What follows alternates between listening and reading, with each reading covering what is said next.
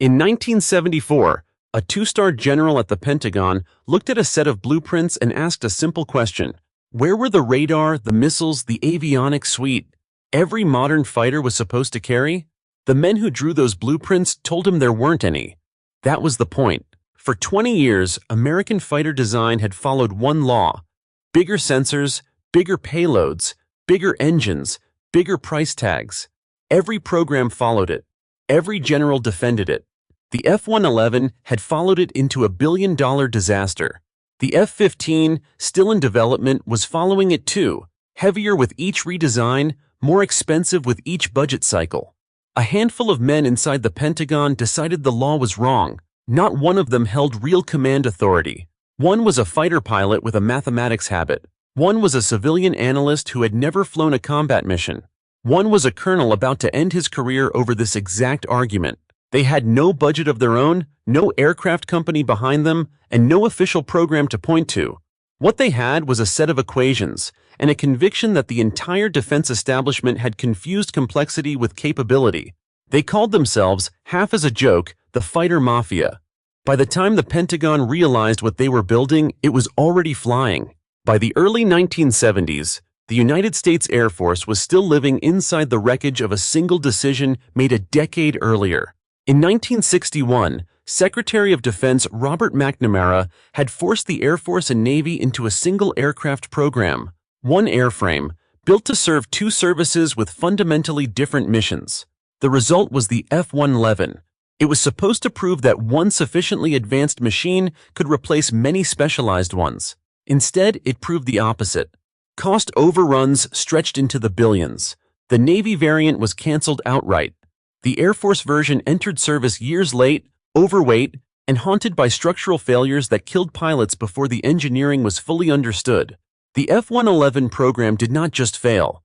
It became a case study, taught, debated, and cited for a generation afterward as proof of what happens when political ambition overrides engineering judgment. But the lesson the Air Force drew from that failure was not the lesson that mattered. Procurement leadership did not conclude that fighters were becoming too complex, too heavy, too expensive to justify their own price tags. They concluded that the TFX program had simply been managed badly, that the underlying philosophy of maximizing capability through added systems was still correct and only needed to be executed with more discipline and more funding. That conclusion shaped the next fighter in line. The F-15 Eagle program began in 1965, conceived as a direct response to the Soviet MiG-25, a Mach 3 capable interceptor that Western intelligence at the time believed was a dogfighter of terrifying capability. In reality, the MiG-25 was a heavy, limited maneuverability interceptor built for speed and altitude, not close-in combat. But the assessment was wrong, and the F-15 was designed against a threat that did not exist in the form the Air Force imagined. What followed was a design that grew heavier with every revision. Radar systems expanded, avionics packages multiplied, weapon stations increased, structural reinforcement added weight, which demanded more powerful engines, which demanded more fuel capacity, which added more weight again. By the early 1970s, the F-15 was on track to enter service at over 40,000 pounds fully loaded, a machine built to win air superiority through sensors, missiles, and raw thrust, rather than the tight, low-speed turning fight that had decided most aerial combat since the First World War. Inside the Pentagon, almost no one questioned this trajectory publicly. The contracting relationships were too established, the sunk costs too large, and the career incentives too aligned. A program manager who delivered a heavier, more capable aircraft on the original justification could defend that decision to Congress. A program manager who proposed something smaller, simpler, and cheaper had no comparable defense. Smaller and cheaper looked, on paper, like doing less. There was one dataset the Air Force had not fully reckoned with. It came from Korea and Vietnam, from thousands of hours of actual air-to-air engagement records, and it suggested something the establishment did not want to hear. In the vast majority of confirmed kills, the deciding factor was not superior radar range or missile technology. It was energy, the ability of one aircraft to outturn, out-accelerate, and outposition another in the first several seconds of a merge. Almost no one in a position of institutional power was looking at that data closely enough to act on it. One man was. His name was John Boyd. In 1960, he was 33 years old, an Air Force fighter pilot with a reputation that followed him from squadron to squadron before he arrived, 42nd Boyd. The name came from a standing bet he ran at the Fighter Weapons School at Nellis Air Force Base. Boyd would let any pilot in the Air Force start behind him in a mock dogfight in neutral position, and he guaranteed he would reverse the fight and have position for a kill within 40 seconds. He never lost the bet. But Boyd was not simply a gifted stick-and-rudder pilot. What set him apart was that he refused to accept that his own instincts, however sharp, were the final answer. He wanted to know why certain maneuvers worked and others failed. Not as a feeling, but as a physical law he could write down and prove. In 1962, the Air Force sent him to Georgia Tech, where he studied thermodynamics. It gave him a framework nobody else in fighter aviation was using. The idea that an aircraft in combat was not just a flying object, but a system managing energy, kinetic and potential, speed and altitude, constantly trading one for the other. At Eglin Air Force Base in the mid-1960s, Boyd partnered with a civilian mathematician named Thomas Christie. Together they built what became known as energy-maneuverability theory, EM theory, a mathematical model that could calculate, for any fighter aircraft at any speed, altitude, and turn rate, exactly how much energy that aircraft was gaining or losing during a maneuver. For the first time, a pilot's gut feeling about which aircraft would win a turning fight could be replaced with a number. Running those calculations required computer time that Eglin's official priorities did not allocate to a mid-level project with no formal program status. Boyd and Christie got around this by working late at night, effectively borrowing time on the base's IBM mainframe without full authorization, running the numbers after the officially scheduled jobs had finished, sometimes into the early morning. It was, by the letter of Air Force regulation, unauthorized use of government computing resources. It was also how EM theory got built. What the data showed was uncomfortable for almost everyone above Boyd's pay grade. When he ran the numbers not just on American aircraft, but on Soviet fighters, using performance data pieced together from intelligence estimates, the results contradicted the assumption driving the F-15 program. The MiG-21, a small, simple, comparatively primitive Soviet fighter, outperformed heavier American designs in sustained turning engagements at many altitudes and speeds. It did so specifically because it was light. Less weight meant less energy bled off in every turn, which meant it could outturn opponents that had spent that energy on radar systems and missile racks the MiG-21 did not carry. The implication was direct, and it ran against every procurement trend of the previous 15 years. Past a certain point, adding capability to a fighter, more sensors, more weapons, more systems, did not make it more lethal in the fight that actually determined air superiority. It made it slower to turn, slower to accelerate, and more likely to lose. Boyd did not keep this conclusion quiet. He turned EM theory into a briefing, a dense, data-heavy presentation he delivered personally, repeatedly, to anyone in the Air Force willing to sit through it, and to more than a few who were not. The briefing became notorious for its length. Boyd was known to refuse to stop until he had covered every slide, regardless of rank, schedule, or patience in the room. Colonels sat through it. So did generals. Some walked out convinced. Most walked out unmoved, because EM theory was not simply a technical argument, it was a direct challenge to the premise every current fighter program had been built on. Boyd could not act on that challenge alone. What he needed was allies with different kinds of leverage inside a system that had no formal channel for an idea like his to travel upward. He was about to find them. The first ally arrived almost by accident. Pierre Sprey was a civilian systems analyst working in the Office of the Secretary of Defense, a Yale-educated statistician who had never flown a combat mission and never would. What Sprey had instead was access, a position inside the Pentagon's own analytical apparatus, the same apparatus that had once generated the cost-effectiveness studies used to justify the TFX program. Sprey had grown skeptical of that apparatus from the inside. When he encountered Boyd's EM briefing in the late 1960s, he recognized in it a rigor his own office rarely produced, an argument built entirely on physics and combat data, immune to the kind of bureaucratic massaging that turned inconvenient numbers into convenient ones. Sprey brought something Boyd could not generate alone. Boyd could prove, mathematically, what made a fighter lethal in the air. Sprey knew how procurement decisions actually got made, which studies got funded, which got buried, which congressional staffers could be reached, and which levers inside the Systems Analysis Office could quietly redirect a program's trajectory without ever requiring approval from the generals who would have blocked it outright. The second ally came from inside uniform. Colonel Everest Riccioni was already circulating his own case for a lightweight day fighter, a machine stripped of the all-weather, all-role ambitions that had bloated the F-15, built purely to win visual-range dogfights against the Soviet fighters most likely to be encountered in a European or Southeast Asian war. Riccioni had the standing Boyd and Sprey did not. An active-duty colonel's uniform, a seat inside Air Force research and development planning, and the willingness to put his own career on the line advocating for an aircraft that officially did not exist. It would eventually cost him exactly that. A fourth voice, Chuck Myers, a former Navy and Marine fighter pilot turned civilian consultant, added combat testing experience and another line into the Pentagon's technical staff. Together, the four of them, joined at various points by a small rotating group of sympathetic engineers and analysts, began meeting informally, trading data, drafting position papers, and coordinating an argument no single one of them had the institutional power to make alone.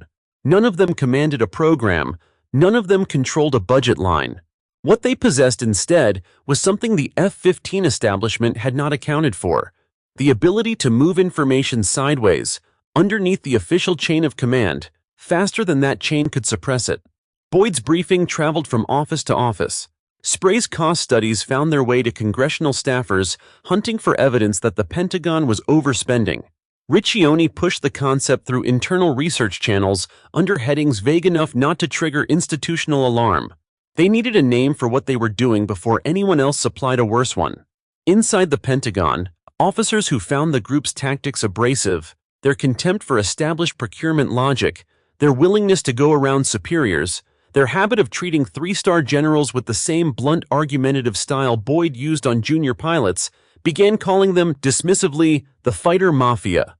The label was meant as an insult, a suggestion of a shadow organization operating outside legitimate channels, answerable to no one, loyal only to itself. Boyd and Sprey adopted the name rather than fight it. A mafia, after all, got things done that the official organization could not. What the group did not yet have was a program to attach their theory to, a line item, however small, that the Air Force bureaucracy would tolerate long enough for a lightweight fighter to actually take shape on paper. Getting that line item would mean exploiting a gap in the system deliberately, proposing something small enough and framed carefully enough that the generals defending the F-15 would not recognize it as the direct threat it actually was. That gap was about to open. The resistance the Fighter Mafia encountered was not driven by stupidity or incompetence. It was driven by a set of incentives that made the F-15's trajectory almost impossible to reverse through normal channels, and understanding those incentives mattered more to the group's strategy than any amount of righteous frustration. By the early 1970s, the F-15 program employed thousands of engineers across McDonnell Douglas and its subcontractors. Billions of dollars had already been committed. Careers inside the Air Force procurement hierarchy had been built on managing the program successfully, and success, in the language the Pentagon used internally, meant delivering the aircraft as specified, not questioning whether the specification itself had drifted into excess. A general who had spent 5 years defending the F-15's growing cost to Congress had no incentive to entertain an argument that a smaller, simpler aircraft might have done the job for a fraction of the price. That argument did not just threaten a budget line. It threatened the judgment of every officer who had signed off on the F-15's design as it grew heavier year over year. Tactical Air Command, the branch of the Air Force responsible for fighter operations, held a specific institutional preference that ran directly counter to Boyd's theory. TAC leadership favored aircraft with maximum versatility, machines that could carry heavy air-to-ground ordnance in addition to air-to-air weapons, that could operate in poor weather using advanced radar, and that could be justified to Congress as doing more per airframe. A lightweight day fighter, stripped of all-weather radar and ground attack capability, looked to this leadership like a step backward. A return to something closer to a World War II fighter in an era of guided missiles and beyond visual range combat. There was also a more direct professional threat embedded in Boyd's argument, one that made resistance personal rather than purely institutional. EM theory did not simply propose a new aircraft. It implied that the officers who had approved the F-15's expanding weight and cost over the previous several years had made a series of avoidable engineering misjudgments. Few general officers, having built a career on a program, were prepared to sit through a briefing whose underlying message was that their own decisions had been wrong, and Boyd's briefing, delivered with his characteristic bluntness, rarely softened that message for rank. The contracting relationship compounded the problem. McDonnell Douglas, as prime contractor on the F-15, had no financial incentive to support a competing lightweight fighter concept that might divert Air Force funding or, worse, eventually compete with the F-15 for export sales and follow-on orders. Defense contractors of that era maintained close relationships with program offices and with members of Congress whose districts depended on subcontract work. A serious challenge to the F-15's design philosophy risked disrupting those relationships in ways that extended well beyond the Air Force itself. Faced with this alignment of institutional, financial, and personal interest, the Fighter Mafia's briefings and papers were, for a time, simply absorbed and set aside. Boyd continued delivering his EM presentation to officers who listened politely and changed nothing. Riccioni's lightweight fighter proposals moved through research channels without securing the funding or command endorsement that would have turned them into an actual program. Spray's cost analyses circulated among sympathetic congressional staffers but produced no legislative action. The group had correct data, a coherent theory, and no lever capable of forcing the Air Force to act on either. What the Fighter Mafia needed was not a better argument. They had already made the best argument available. What they needed was a mechanism, some formal channel through which a small, deniable research effort could survive long enough to produce hardware before anyone with the authority to kill it understood what they were looking at. In 1971, that mechanism appeared, disguised as something far less threatening than what it would become. The mechanism the Fighter Mafia found was a research initiative inside the Air Force known as the Advanced Day Fighter Concept, later folded into a broader effort called the Lightweight Fighter Program. On paper, it was framed in terms specifically designed not to alarm the officers defending the F-15. It was not presented as a rival fighter program. It was presented as a technology demonstration, a modest research effort intended to explore advanced aerodynamic and structural concepts that might someday inform future aircraft design. Framed that way, it looked like the kind of low-stakes engineering exercise the Air Force ran constantly, the sort of thing that consumed a small budget line and produced academic papers rather than operational aircraft. That framing was deliberate, and it was Sprey and Riccioni's contribution as much as Boyd's. Riccioni, working inside Air Force research and development planning, structured the proposal to request funding through channels that did not require sign-off from the generals most likely to recognize the threat it posed. Sprey used his position in the Systems Analysis Office to support the request with cost projections favorable enough to survive budget review without triggering deeper scrutiny. The amount requested was small by Pentagon standards, a few $1,000,000 against a defense budget measured in the tens of billions, precisely because a small number was easier to approve without a fight, and easier to defend later as having been worth the risk regardless of outcome. In 1972, the Air Force issued a request for proposals under this framework, inviting contractors to submit lightweight fighter prototype designs for evaluation. The request specified aggressive constraints that Boyd's theory demanded and that no major fighter program of the previous decade had accepted. A maximum takeoff weight far below the F-15's, a design optimized specifically for high-speed, high-G sustained turning performance rather than multi-role versatility, and a target unit cost dramatically lower than anything currently in production or development. 5 companies responded. 2 were selected to build actual flying prototypes, General Dynamics and Northrop. This was, by the standards of Air Force procurement, still officially a research exercise, a fly-off between 2 experimental aircraft intended to validate design concepts, not to select a production fighter. That distinction mattered enormously to how the program survived. Because it was not officially a competition to replace or supplement the F-15, It did not require the kind of high-level institutional buy-in that would have subjected it to the same resistance the Fighter Mafia had faced for years. It moved forward largely beneath the notice of the officers who would, eventually, have to reckon with what it produced. At General Dynamics, the prototype fell to a chief engineer named Harry Hillaker, a designer who had absorbed Boyd's EM theory directly and treated it not as an interesting dataset, but as a governing constraint for every design decision that followed. Hillaker's team pursued a set of choices that were radical by the standards of contemporary American fighter design: a single engine instead of two to minimize weight, a bubble canopy, providing nearly unobstructed visibility, because visual acquisition still decided most engagements at the range where dogfights actually occurred, and a fly-by-wire flight control system, one of the first of its kind on an American fighter, allowing the aircraft to be built with relaxed static stability, deliberately less inherently stable than a conventional airframe, which sacrificed some ease of control but bought significant gains in maneuverability, gains the computer-mediated controls could manage in ways a human pilot working purely mechanical linkages could not. Northrop pursued a different set of engineering trade-offs on its own prototype, retaining twin engines for redundancy and survivability. Both companies were, in effect, building physical arguments for two different interpretations of what Boyd's theory demanded in practice. Neither company and neither of the two Air Force officers formally overseeing the program was under any illusion about what was actually happening. This was not a research exercise that would end in a report and a filing cabinet.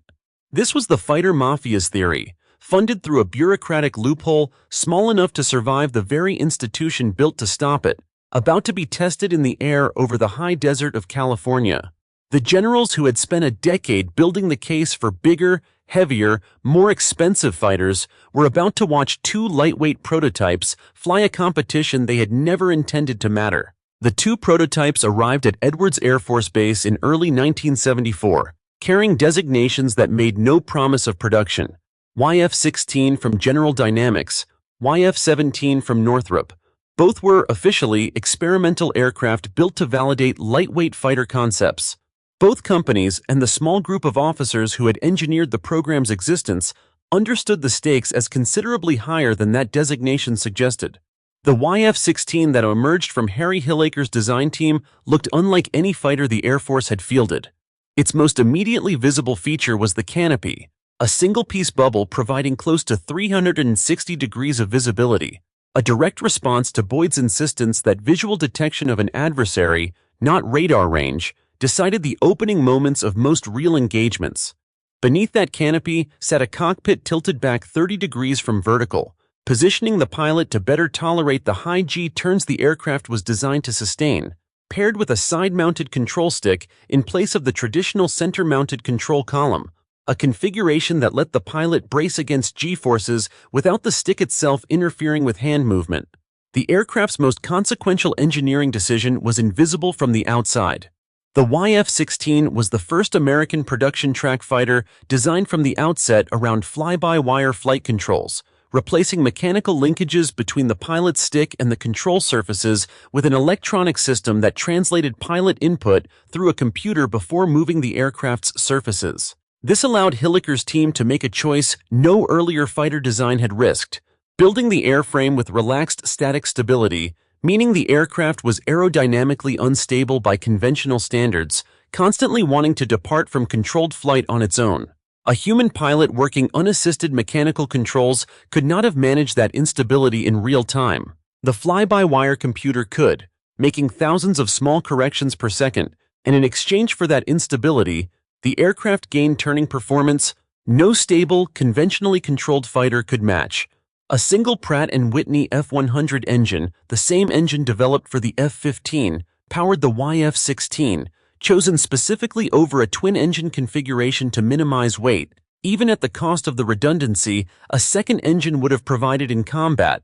Northrop's YF-17 took a different engineering path built around the same underlying theory.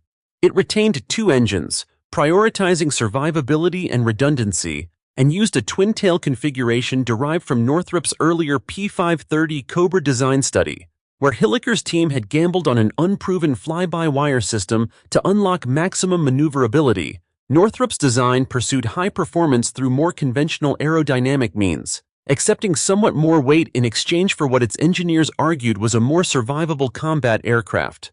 The evaluation at Edwards Air Force Base put both aircraft through directly comparable flight testing. Sustained turn rate at multiple speeds and altitudes, acceleration from various starting conditions, and simulated engagements against each other and against other aircraft types already in the Air Force inventory. The numbers Boyd and Christie's EM theory had predicted years earlier, run first on borrowed mainframe time at Eglin, were now being generated in real time by test pilots, pulling the airframes through the actual maneuvers the mathematics had modeled. The YF-16 demonstrated sustained turn performance that exceeded every fighter the Air Force currently operated, including the F-15 still completing its own development.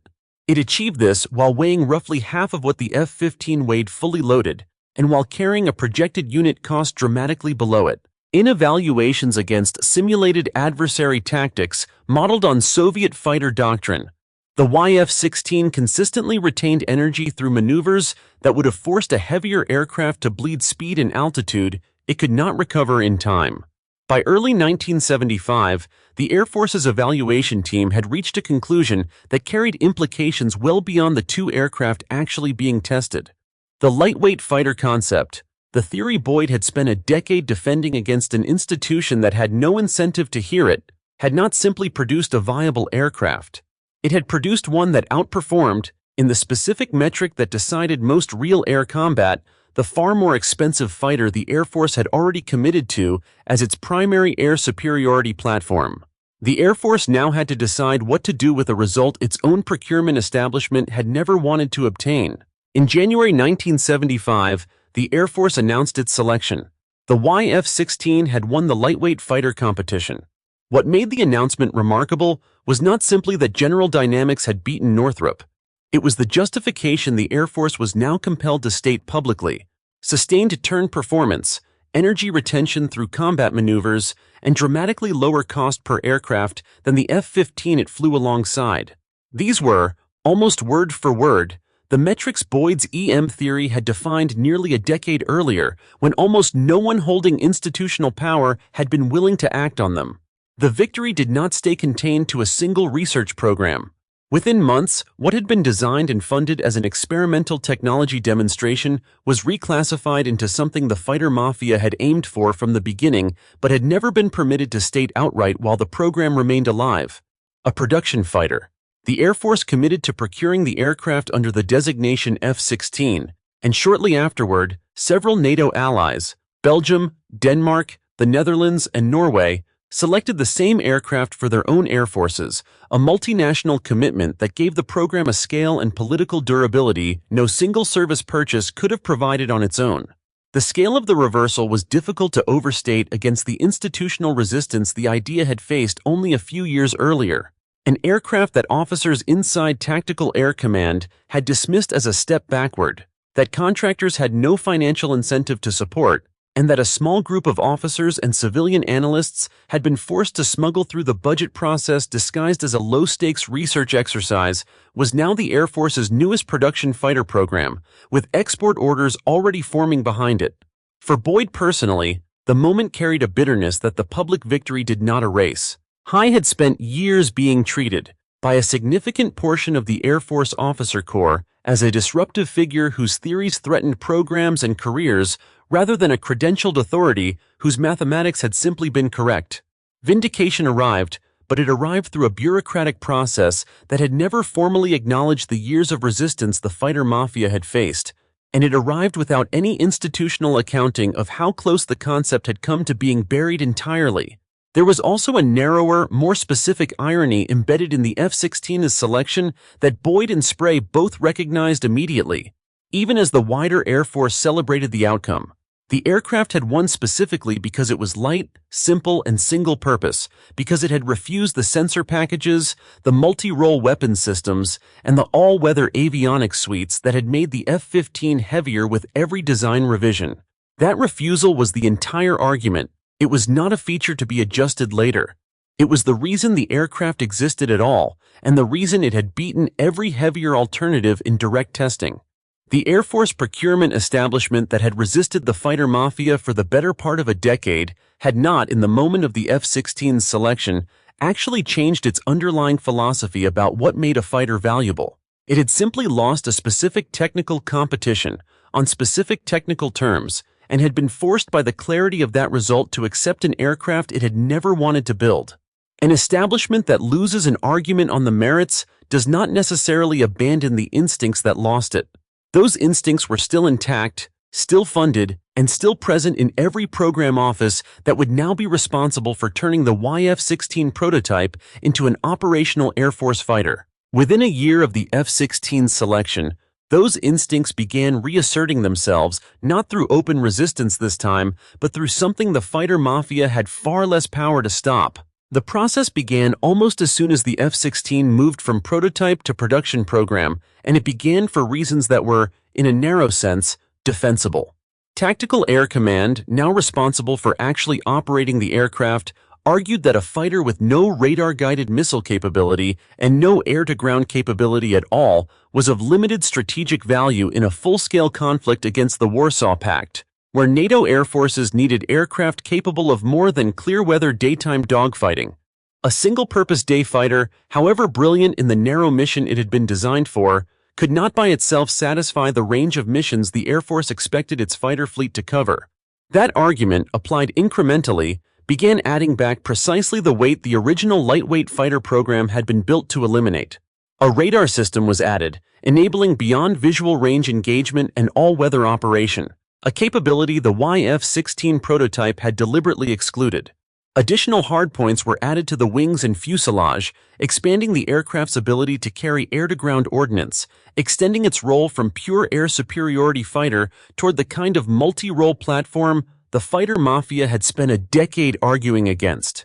Each individual addition came with its own internal justification, evaluated in isolation, and each addition came with its own cost in weight, complexity, and unit price. Pierre Sprey watched this process with open alarm, and he said so in terms that made him increasingly unwelcome in program review meetings. His argument was consistent with everything the fighter mafia had built the aircraft to prove, that the F-16's advantage over heavier fighters was not incidental to its weight, it was entirely dependent on it, and that every pound added back in the name of versatility eroded the specific performance margin that had won the aircraft its production contract in the first place. A fighter redesigned to do everything, he argued, was simply the F-15 program's mistake being repeated inside the airframe that had been built specifically to correct it. Boyd's response was sharper and more personal.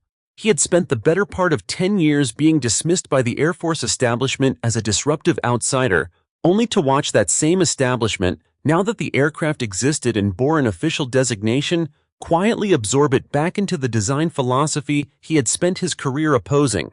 He did not have the institutional standing to stop the additions through any formal channel. The F-16 was, by this point, a fully sanctioned Air Force production program, run through the ordinary procurement structure. The fighter mafia had always worked around, rather than through. The loophole that had let a small group of outsiders shape an aircraft's original design no longer existed once that aircraft became an official program with its own budget line, its own program office, and its own institutional momentum. Boyd's break with the program he had helped create was not sudden, but by the late 1970s it was complete. He shifted his energy away from fighter design specifically and toward a broader theory of decision-making and conflict that would eventually become known as the OODA loop. Observe, orient, decide, act, a framework he argued applied not just to air combat, but to military strategy, business competition, and organizational behavior generally. It was, in its way, a continuation of the same argument he had made about the F-16, that speed and clarity of decision-making mattered more than accumulated resources or firepower, whether the context was a dogfight or an entire military campaign. Everest Riccioni's break came earlier and more directly. His advocacy for the lightweight fighter concept, delivered with the same bluntness Boyd had used on generals twice his rank, had already marked him as a difficult officer inside a promotion system that rewarded institutional loyalty. He retired from active duty without reaching the higher ranks his technical contributions might, in a different Air Force culture, have earned him. What none of them could dispute, even in their frustration, was that the aircraft itself, Heavier now than the YF-16 prototype, carrying systems Boyd had explicitly argued against, was still by a wide margin lighter, cheaper, and more maneuverable than the F-15 it flew alongside. The dilution had not erased the original argument. It had simply proven that even a compromised version of Boyd's theory outperformed the establishment's original alternative. That compromise was about to be tested at a scale none of them could have fully anticipated. By the time production ended in the early 2000s, General Dynamics and its successor, Lockheed Martin, had built more than 4,600 F-16s, a production run larger than almost any Western fighter aircraft in history, and one that continued for nearly 3 decades after the aircraft's first flight. More than 25 air forces around the world eventually operated the type, from founding NATO partners like Belgium and the Netherlands to air forces across the Middle East, Asia, and South America. Few fighter programs in the history of military aviation achieved that combination of longevity and international adoption, and fewer still began as a bureaucratic loophole. 4 officers and analysts had engineered specifically to survive an institution that did not want it to exist. The aircraft's influence extended well past its own production numbers. The design principles Boyd's EM theory had forced into the YF-16, relaxed static stability managed through fly-by-wire controls, an emphasis on sustained turn performance over raw top speed, a willingness to accept single-engine risk in exchange for weight savings, became foundational assumptions for fighter design that followed. The FA-18, developed from Northrop's competing YF-17 design, entered service with the Navy and Marine Corps, built on many of the same aerodynamic lessons. Decades later, the F-35 program, developed by Lockheed Martin as a successor to both the F-16 and the FA-18, inherited fly-by-wire flight control architecture that traced its lineage directly back to the system Hillaker's team had gambled on in 1974, when no American production fighter had ever flown with anything like it. The verdict on the Fighter Mafia's original argument is not a simple one, and an honest accounting requires holding 2 things true at once. Boyd, Sprey, Riccioni, and Christie were right about the physics. Energy maneuverability theory correctly identified that weight, not sensor sophistication, was the dominant variable in sustained turning combat, and the YF-16's performance against every heavier alternative. The Air Force tested proved that argument empirically, not just on paper. On that specific technical claim, the historical record has never seriously contradicted them. But they were not entirely right about what the Air Force would ultimately need or about what the F-16 would ultimately become. The radar, the beyond visual range missile capability, and the air-to-ground weapon stations added after the aircraft's production approval were not, in every case, evidence of institutional stubbornness reasserting itself for its own sake. Modern air combat, particularly after the proliferation of longer-range air-to-air missiles through the late 20th century, increasingly rewarded exactly the sensor and range advantages Boyd's theory had treated as secondary to close-in maneuverability. The F-16 that NATO and allied air forces operate today is not the pure day fighter concept the lightweight fighter program originally validated. It is a multi-role aircraft, closer in overall philosophy to the F-15 than Boyd would likely have wanted to admit, and it has remained, for 50 years, one of the most successful fighters ever built, in that compromised form rather than its original one. A useful counterpoint sits inside the same program that produced it. Northrop's YF-17, the aircraft Hillaker's team beat at Edwards Air Force Base in 1974, did not disappear when it lost the Air Force competition. Redesigned and enlarged, it became the FA-18 Hornet, built from the outset around the twin-engine survivability and multi-role versatility that the original Fighter Mafia philosophy had explicitly argued against. Both aircraft succeeded. Both remain in service, in various forms, decades after their first flights. The dogfighting purists' aircraft and the multi-role compromise both proved durable, which suggests the true lesson of the lightweight fighter program was never a simple verdict in favor of one design philosophy over another. It was a demonstration that an entrenched procurement establishment left unchallenged will drift toward complexity and cost, regardless of whether the underlying combat data supports that drift, and that only direct adversarial testing against a genuine alternative reliably corrects it. That correction is still visible today, in a way none of the men who forced it through a Pentagon loophole in 1971 could have anticipated. Since 2023, F-16s transferred by NATO members have been flying combat missions defending Ukrainian airspace against Russian aircraft and missiles, more than 50 years after John Boyd first ran unauthorized calculations on a borrowed mainframe at Eglin Air Force Base, arguing that a lighter, cheaper fighter could outturn and outlast anything the established procurement system was prepared to build. The aircraft flying those missions is not the pure prototype that first left the runway at Edwards. It carries the radar, the missiles, and the weight the Fighter Mafia spent years fighting to keep off of it. It still turns tighter than almost anything built to be more.